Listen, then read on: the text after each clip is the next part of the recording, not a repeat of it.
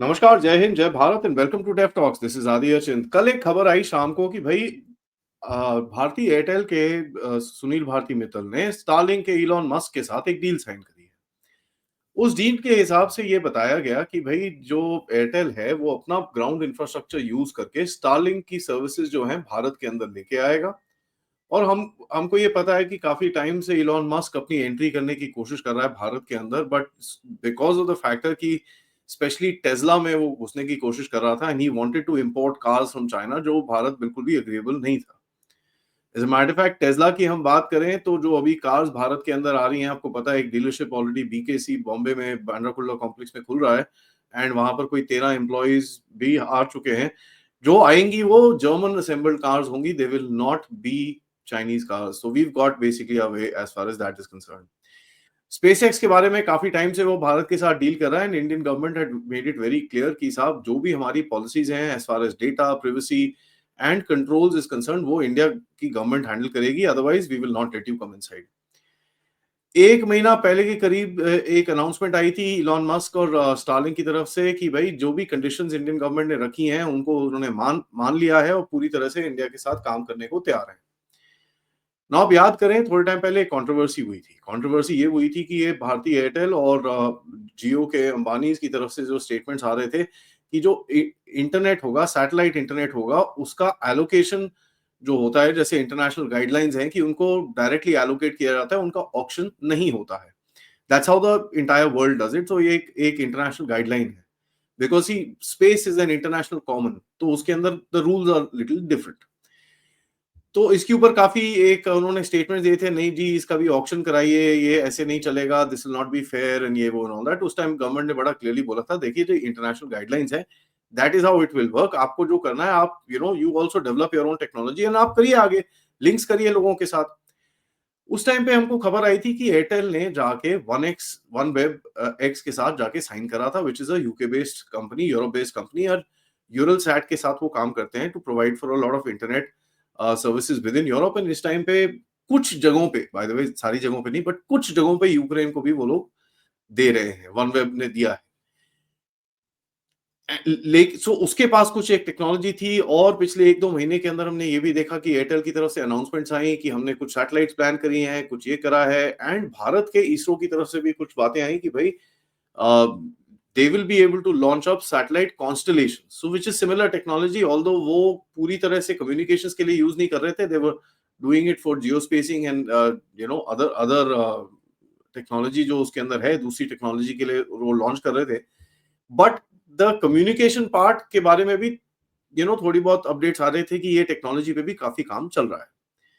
Although एक चीज था कि भारत को इसको जब भी अगर लेके भी आना था, तो it can not be brought in a complete sort of a monopoly. तो यहां पर हम देखते हैं कि एयरटेल के साथ डील कल शाम को अनाउंस हुई, आज सुबह अनाउंस हो गई जियो के साथ भी। So this is very interesting कि दोनों बड़े टेलीकॉम जायंट्स ने इंडिविजुअल डील्स करी हैं स्टारलिंक के साथ, where they are going to be providing this technology within Bharat. Now देखिए, स्टारलिंक का जो एंट्री होगा, ऑब्वियसली होगा नेक्स्ट 1-2 साल तक स्टारलिंक थोड़ा मार्केट में रहेगा and you will find it going around here and there. देखिए, it will be helpful in 2-3 places. One, जो रिमोट लोकेशंस हैं जहां पर आप डेटा केबल्स नहीं डाल सकते, हिल एरियाज के अंदर एंड फार बियॉन्ड एरियाज के अंदर, वहां पर आप टेक्नोलॉजी, और स्पेशली जो गवर्नमेंट यूज टेक्नोलॉजी है, जहां पर आपको आधार कार्ड एंड जो भी फैसिलिटीज प्रोविजन के लिए वहां पर सिटीजंस को जो आपको चीजें चाहिए, उसके लिए काफी हेल्पफुल रहेगा। There is no question about it, and India has also been wanting to get the satellite thing going. Now it when it comes with two players, उसमें होता क्या है कि टेक्नोलॉजी शेयरिंग होगी थोड़ी सी, तो आपकी इनेट टेक्नोलॉजी अंदर बढ़ेगी। एयरटेल का जो वन वेब के साथ कनेक्शन है, उनके साथ भी थोड़ी टेक्नोलॉजी आएगी, स्टारलिंक के साथ भी थोड़ी टेक्नोलॉजी आएगी, एंड ऑफ कोर्स जियो के पास भी थोड़ी टेक्नोलॉजी आएगी, which will enhance your own ecosystem. ये एक बहुत ही इंपॉर्टेंट चीज है, क्योंकि अगर आप, जैसे मैं आपको हमेशा बोलता हूँ कि if you are not up to the mark in that particular technology, get it, upgrade yourself, उसको आप skip a generation and move on to the next generation and create stuff and be at par with the market.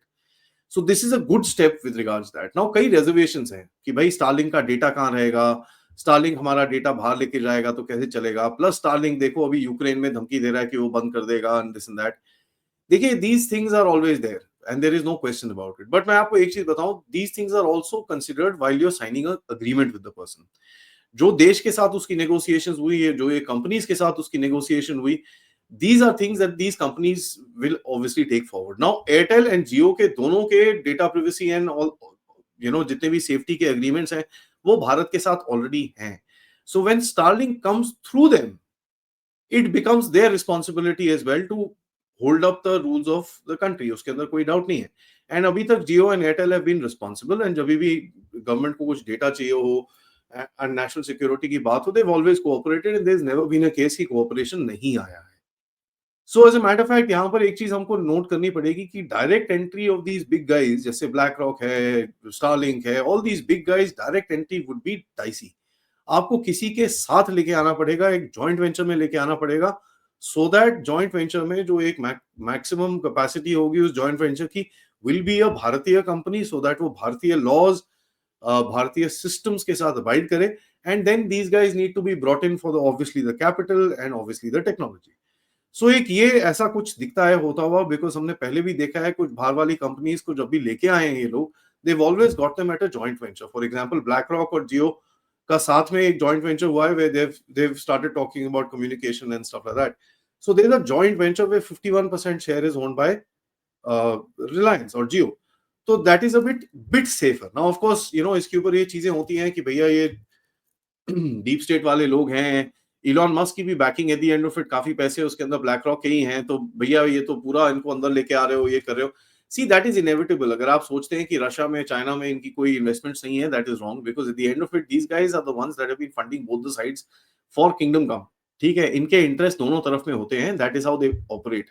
Black rock के CEO ने थोड़े time पहले एक statement दिया था, करीब अक्टूबर में. उन्होंने बोला था कि साहब, I don't care who wins the US election, I win either ways. So please understand these are far too bigger companies to figure out कि भाई इनको किस तरह से ये करा जाए, वो करा जाए. अभी लोग इसके अंदर जूइश लिंक लेके आएंगे कि भैया ये तो जूस आके कंट्रोल करेंगे सब चीजों को. देखिए, all that that is obviously there, but अगर आपको एक देश को अगर नेक्स्ट लेवल पे लेके जाना है, you need to deal with these people. आप इनको इग्नोर नहीं कर सकते, अपने कोने में नहीं बैठ सकते. You can't become a north Korea and sit down in a corner and से कि भैया नो नो नो नो, ये तो बड़े डेंजरस लोग हैं, मैं इनके साथ डील ही नहीं करने वाला.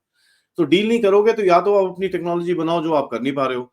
सो you need to come across and do something at the end of it for your country. कि ये नहीं कि अभी बैठे रहो अपना अंगूठा चूसते रहो जहां दुनिया सारी आगे निकल जाए. सो आपको फिगर करना पड़ेगा इनके साथ कैसे डील करना है. मैं सारा टाइम यही चीज बोलता रहता हूँ, देखिए deep state is dangerous, but you need to figure out how to deal with them, क्योंकि आप इनके साथ ना लड़ सकते हो, दे आर टू बिग. ठीक है, BlackRock itself, if you look at it, I mean it's gonna be a $11 trillion company. ठीक है, $11.6 trillion company. Starlink is Elon Musk.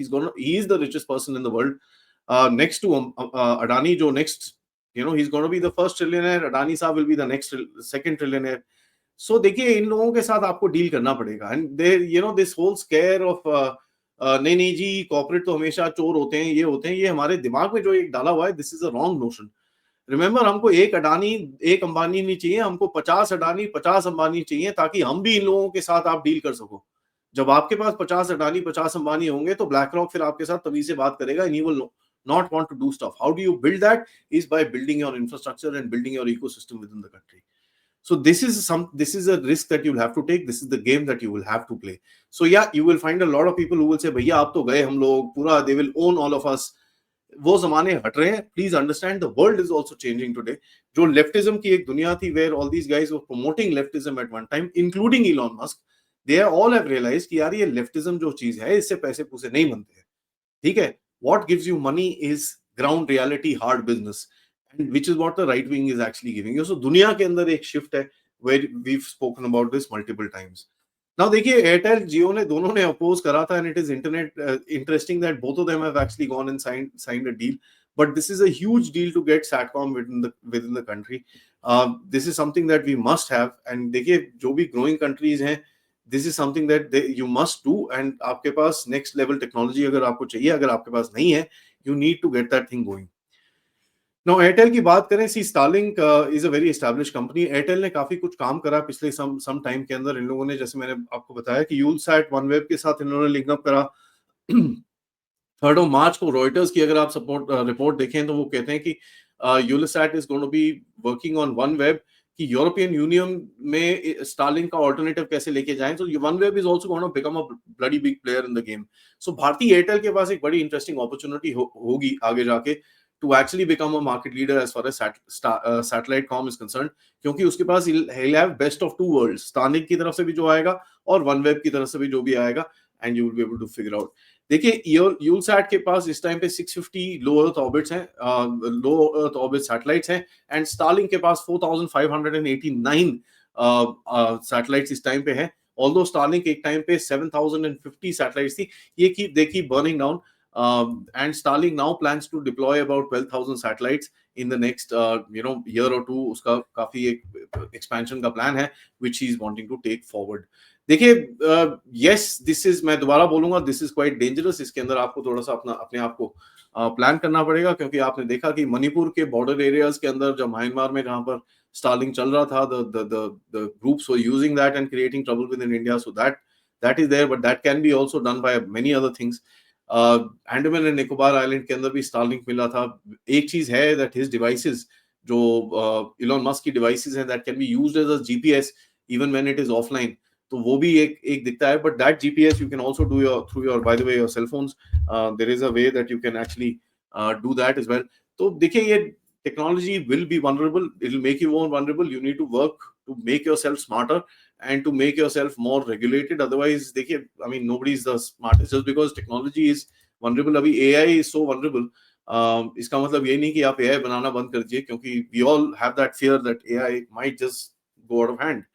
KPMG की जो स्टडी है 2024 में, उन्होंने बताया कि इंडिया का जो सैटकॉम सेक्टर है is worth about $2.3 billion at the moment, and it is projected to reach about $20 billion by 2028। So that's a huge thing. इस टाइम पे $2 बिलियन और इन्वेस्टमेंट हुआ है एज ऑफ मार्च 2024। 110 फर्म्स हैं भारत के अंदर who are trying to work on this satcom technology. So yeah, Starlink is gonna be the beginning. I am sure in the next some time you will find a whole lot of people coming up with this and coming up with this technology, and Bharat के अंदर ये technology made in Bharat बहुत जल्दी हो जाएगी। I am quite positive of this, क्योंकि भारत का ecosystem इतनी जल्दी काम करता है जब उसको करना होता है, that it becomes, it's quite interesting to see that how things go forward। But इसी अपडेट में थैंक यू सो मच, इतना ही। इसका डीप स्टेट इम्प्लीकेशंस, इसके ऊपर मैं आगे आपके साथ बात करता रहूंगा, because there is gonna be a lot. आपको किसी को तो खींच के लाना पड़ेगा to get your protection, get your game, and of course आपके बंदे भी जब आगे जाएंगे, they also get to sit on the main table of the big guys, and उसके लिए आपको भी गेम तो at the end of it आपको भी खेलनी पड़ेगी। Thank you so much for watching. Video को लाइक करिए, सब्सक्राइब करिए चैनल को अगर आपने नहीं करा है। Most importantly share this with your friends and families, और आप लोग इस चैनल की तरफ कंट्रीब्यूट भी कर सकते हैं यूजिंग द क्यूआर कोड या फिर पेपैल या फिर सुपर स्टिकर, सुपर चैट्स। थोड़ी देर में मिलेंगे एक और अपडेट के साथ, जहां पर मैं आपको बताऊंगा कि जी बांग्लादेश की आर्मी ने यूनुस की बड़ी जबरदस्त पोल खोली है। ऑल्दो इसको किसी ने इतना कवर नहीं करा है, बट बांग्लादेश की इंटेलिजेंस ने उसके अंदर कू जो हुआ था उसके बारे में बहुत गंदी रिपोर्ट निकाली है, and this is specially when जब बांग्लादेश के अंदर यूनुस के हैंडलर्स उससे मिलने आए हैं। जरूर देखिएगा। जय हिंद, जय भारत।